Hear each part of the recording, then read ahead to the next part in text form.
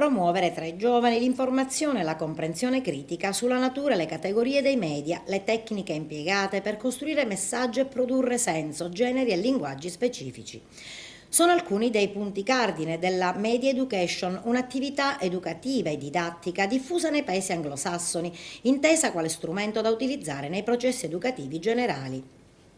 Il tema di grande attualità che investe la società moderna è stato l'argomento principe del convegno svolto ieri presso i cantieri culturali dell'ex chiesa del Purgatorio di Aragona dal titolo Media Education e nuove generazioni. L'iniziativa, promossa dal Rotaract Club Colli Sicani di Aragona, presieduta da Giuseppe Seminerio, conclude le attività culturali promosse dal club nell'anno sociale in corso. I mass media sono divenuti ormai uno dei bersagli principali da parte dei ben pensanti del nostro tempo, accusati da ogni parte proprio per il messaggio diseducativo e negativo che danno alle nuove generazioni. Però oggi, durante questo momento, attraverso i vari relatori, si cercherà di riflettere nel miglior modo possibile, coinvolgendo anche le varie associazioni di volontariato che operano nel territorio, gli enti locali come il Comune e la Provincia, proprio allo scopo di discutere, di riflettere, trovare dei proponimenti al fine di mettere in luce questo problema e trovare i possibili chiarimenti, le possibili soluzioni che si possono attuare al più presto.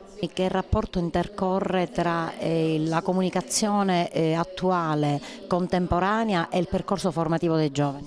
Purtroppo è molto scadente. Parliamo di media education solo da un punto di vista come educazione con i media, cioè utilizziamo il computer, utilizziamo la lavagna luminosa, utilizziamo gli strumenti, utilizziamo internet. Altra cosa invece è l'educazione ai media. La media education paradossalmente viene riservata, quando viene riservata, soltanto a dei progetti particolari, per esempio a scuola, è completamente assente per esempio in discorsi formativi. Ecco, quante delle nostre famiglie per esempio fanno educazione ai media? Qual è il ruolo dei media education nell'ambito scolastico?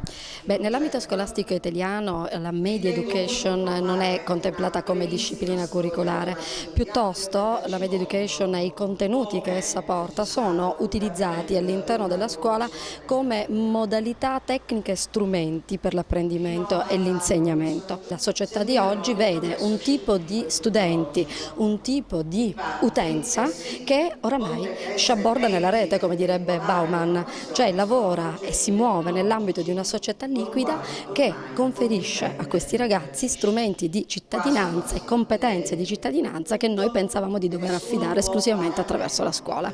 Abbiamo la bella comodità, direi, di avere delle fonti di informazione che fanno veicolare messaggi immediati in tutto il pianeta, ma che arrecano, a mio avviso, sicuramente dei danni a quelli che sono alla psiche dei minori e degli adolescenti. Ha introdotto ai lavori il saluto del Presidente del Consiglio provinciale Raimondo Buscemi, che ha sottolineato l'importanza del legame che intercorre tra istituzioni e nuove generazioni.